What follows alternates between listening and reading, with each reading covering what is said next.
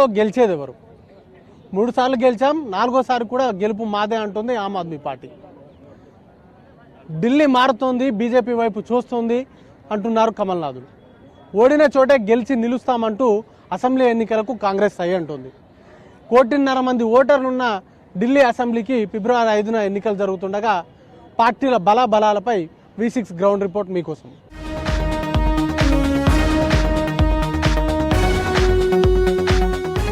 Delhi assembly ఎన్నికల్లో 3 పార్టీల మధ్య ప్రధానమైనటువంటి పోరు. దాంట్లో ఆమ్ ఆద్మీ పార్టీ, బీజేపీ, కాంగ్రెస్ పేరుకు త్రిముఖ పోరు కనిపిస్తున్నప్పటికీ బీజేపీ అలాగే ఆమ్ ఆద్మీ పార్టీల మధ్య ప్రధాన పోరు నడిచేటువంటి అవకాశాలు ఉన్నట్టుగా రాజకీయ వర్గాల్లో చర్చ ఉంది.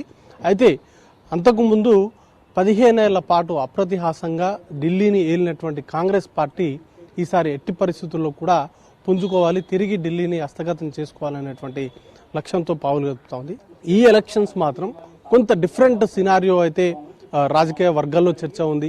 ఎందుకంటే గడిచిన 2 ఏళ్లుగా ఆమ్ ఆద్మీ పార్టీకి సంబంధించినటువంటి కీలక నేతల చుట్టూ జరిగినటువంటి పరిణామాలు అనేది కూడా ఆ పార్టీకి సంబంధించిన ఇమేజ్ పైన కొంత మసకబారే విధంగా వాటికి సంబంధించిన ఆ పార్టీకి సంబంధించిన నాయకుల అరెస్టులు కావచ్చు, ఈడీ కేసులు, ఈడీ లిక్కర్ కేసుకు సంబంధించి అయితే ఆ పార్టీకి సంబంధించిన నెంబర్ 2, నెంబర్ 1 అరవింద్ కేజ్రీవాల్, మనీష్ సిసోడియా ఇద్దరు కూడా అరెస్ట్ అయ్యారు. ఆ పార్టీకి సంబంధించిన కీలక వ్యక్తులు సమీర్ మహేంద్ర కావచ్చు, ఇట్లాంటి వాళ్ళు చాలా మంది కూడా అరెస్ట్ అయిన నేపథ్యంలో ఆమ్ ఆద్మీ పార్టీ ఏదైతే సామాన్యుడి అస్త్రంగా అవినీతికి వ్యతిరేకంగా పుట్టినటువంటి పార్టీగా ముద్ర ఉన్నటువంటి అరవింద్ కేజ్రీవాల్ పార్టీ పైన నమోదైనటువంటి ఈడీ కేసులు కావచ్చు, లేకపోతే అరెస్టులు కావచ్చు, ఇవన్నీ కూడా ఆమ్ ఆద్మీ పార్టీకి కొంత నెగటివ్ ఇంపాక్ట్ను ఈ ఎన్నికల్లో చూపిస్తుంది అనేటువంటి ప్రచారం జరుగుతున్నటువంటి వేళ అసలు ఆ ఇష్యూసే అరవింద్ కేజ్రీవాల్ నేతృత్వంలోని ఆమ్ ఆద్మీ పార్టీకి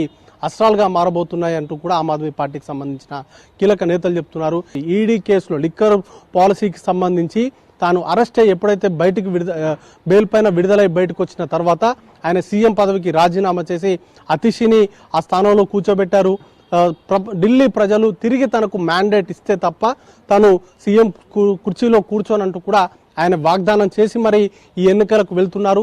ఆయన జైలు నుంచి బయటకు వచ్చిన నాటి నుంచే ఆమ్ ఆద్మీ పార్టీకి సంబంధించిన ప్రచారం కావచ్చు, అంతకుముందు ఆయన పార్టీ చుట్టూ జరిగినటువంటి అంశాలు కావచ్చు, ఇవన్నీ కూడా వార్తల్లో నిలిచేలాగా ఆమ్ ఆద్మీ పార్టీకి సంబంధించి ప్రజల్లో నిత్యం చర్చల్లో ఉండేలాగానే ఉంది. ఇటీవల ప్రకటించినటువంటి మహిళలకు 2100 ప్రతి నెల ఇవ్వడం కావచ్చు, లేకపోతే పూజారులకు సంబంధించి 18,000 రూపాయలు జీతం ఇస్తామంటూ కూడా ప్రకటన చేయడం కావచ్చు. అలాగే ఇండియా కూటమికి సంబంధించి గతంలో కాంగ్రెస్ పార్టీతో కలిసి లోక్సభ ఎన్నికల్లో పోటీ చేసినటువంటి ఆమ్ ఆద్మీ పార్టీ ఈసారి అసెంబ్లీ ఎన్నికలకు వచ్చేసరికి మాత్రం ఒంటరిగానే పోటీ చేస్తూ ఉన్నారు. దాంతోపాటు ఇండియా కూటమిలో కీలకంగా ఉన్నటువంటి ఎస్పీ, టీఎంసీ లాంటి పార్టీలు కూడా అరవింద్ కేజ్రీవాల్ నేతృత్వంలోని ఆమ్ ఆద్మీ పార్టీకి మద్దతు ప్రకటించడంతో కొంత బూస్టప్ లాగా ఆమ్ ఆద్మీ పార్టీకి సంబంధించిన నేతలు అయితే ఫీల్ అవుతున్నారు. ఒకవేళ ఆమ్ ఆద్మీ పార్టీ గెలిచినా అరవింద్ కేజ్రీవాల్ ముఖం చూసే గెలిచినట్టు, ఓడిపోయినా అరవింద్ కేజ్రీవాల్ పైన నమోదైనటువంటి ఛార్జెస్ ఆధారంగానే ఆయన పైన ఉన్నటువంటి ఏవైతే అవినీతి ఆరోపణలు ఉన్నాయో వాటిని బేస్ చేసుకునే ఆమ్ ఆద్మీ పార్టీ ఓడిపోయింది అనేటువంటి చర్చ కూడా ఉంటుంది. సో పార్టీకి సంబంధించినటువంటి గెలుపోటములు అన్నీ కూడా అరవింద్ కేజ్రీవాల్ చుట్టూనే ప్రస్తుతానికైతే తిరుగుతూ ఉన్నాయి.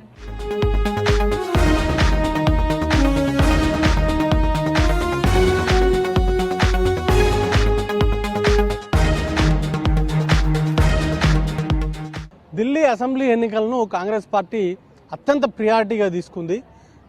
ఓడిపోయిన చోటే తిరిగి గెలవాలి, తిరిగి ఇక్కడ ఢిల్లీని హస్తగతం చేసుకోవాలనే దిశగా కాంగ్రెస్ పార్టీ అడుగులు వేస్తుంది. దానిలో భాగంగానే గతంలో ఎప్పుడూ లేనట్టి విధంగా ఈసారి ఢిల్లీ అసెంబ్లీ ఎన్నికల్లో కాంగ్రెస్ పార్టీ తమ అభ్యర్థులను నోటిఫికేషన్ షెడ్యూల్ కంటే ముందే ఆ పార్టీకి సంబంధించిన అభ్యర్థుల క్యాండిడేట్స్ని అనౌన్స్ చేశారంటేనే ఢిల్లీ పైన ఏ స్థాయిలో ఫోకస్ చేశారో మనం అర్థం చేసుకోవచ్చు.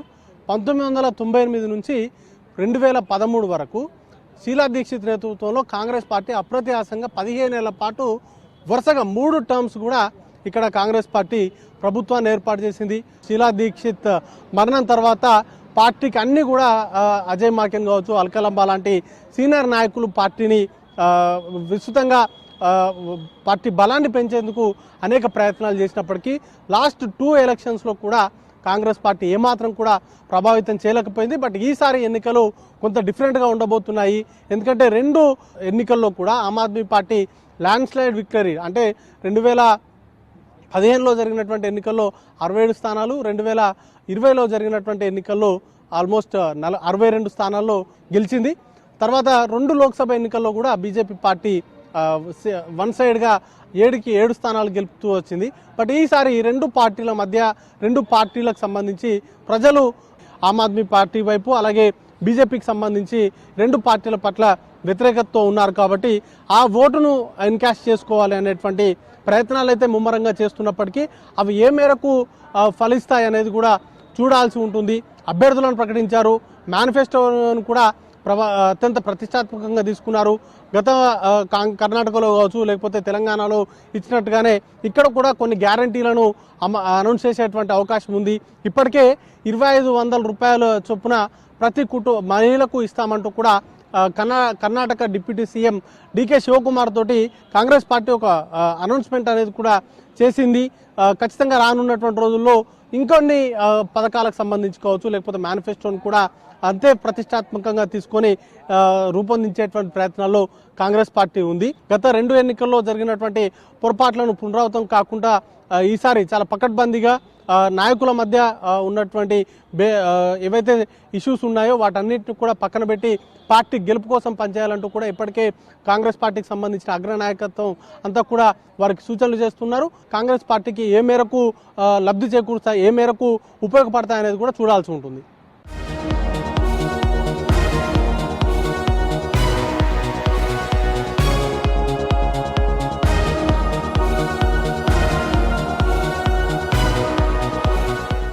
ఢిల్లీ అసెంబ్లీ ఎన్నికల్లో ప్రజలందరి చూపు ఆమ్ ఆద్మీ వైపు ఎంత ఉందో బీజేపీ పైన కూడా అంతే ఆసక్తిగా ఉన్నారు.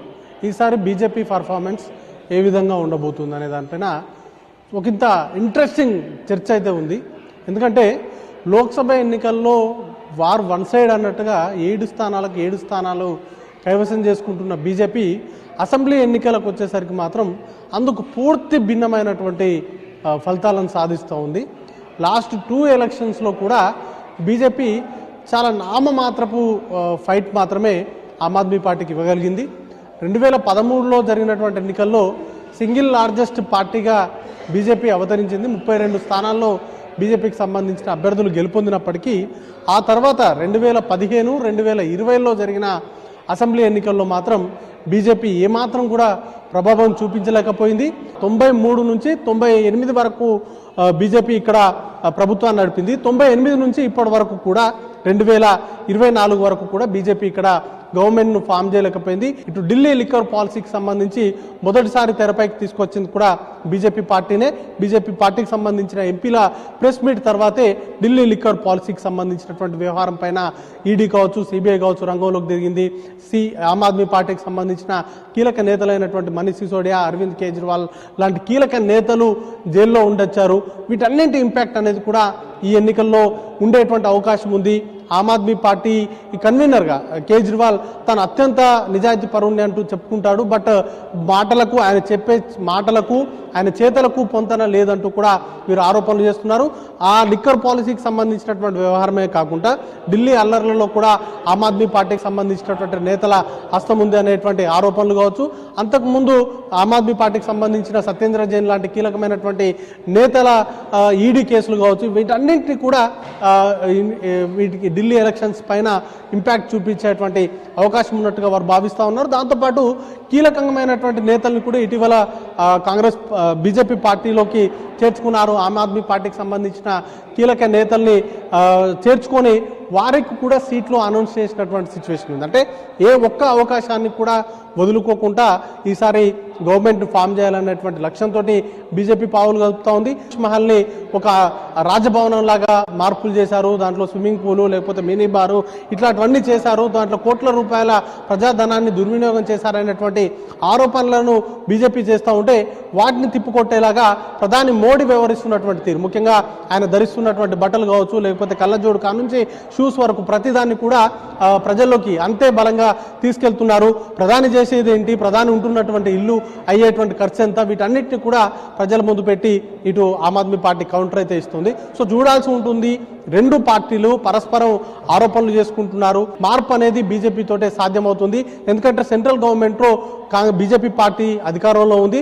ఢిల్లీలో కూడా బీజేపీకి అధికారం ఇచ్చినట్లయితే ఖచ్చితంగా కీలకమైనటువంటి మార్పులకు బీజేపీ నాంది పలకబోతుంది. అనేకమైనటువంటి సమస్యలు ఏవైతే ఢిల్లీలో ఉన్నాయో వాటన్నిటిని కూడా సార్ట్అవుట్ చేసే బాధ్యత కేంద్ర ప్రభుత్వం, అలాగే డబుల్ ఇంజన్ సర్కార్ రావాలి అనేటువంటి నినాదంతో ఈసారి బీజేపీ అది ఎన్నికలకు వెళ్తా ఉంది. సో ఓవరాల్గా చూసుకున్నట్లయితే మూడు పార్టీల మధ్య fight కనిపిస్తున్నప్పటికీ BJP versus Aam Aadmi పార్టీగానే ప్రస్తుతానికైతే రాజకీయ నాయకులు కావచ్చు, రాజకీయ వర్గాల్లో ఇటు రాజకీయ విశ్లేషకులు కూడా ఈ రెండు పార్టీల మధ్య ఫైట్ ఉండేటువంటి అవకాశాలు ఉన్నట్టుగా చెప్తున్నప్పటికీ అనూహ్యంగా కాంగ్రెస్ పార్టీ ఖచ్చితంగా ఈ రెండు పార్టీలకు సంబంధించిన గెలుపోటములను ప్రభావితం చేసే స్థాయికి వస్తుందనేటువంటి ధీమానైతే కాంగ్రెస్ పార్టీ వ్యక్తం చేస్తుంది. వీడియో జర్నలిస్ట్ నాగరాజ్తో మదార్ V6 న్యూస్ న్యూఢిల్లీ నుంచి.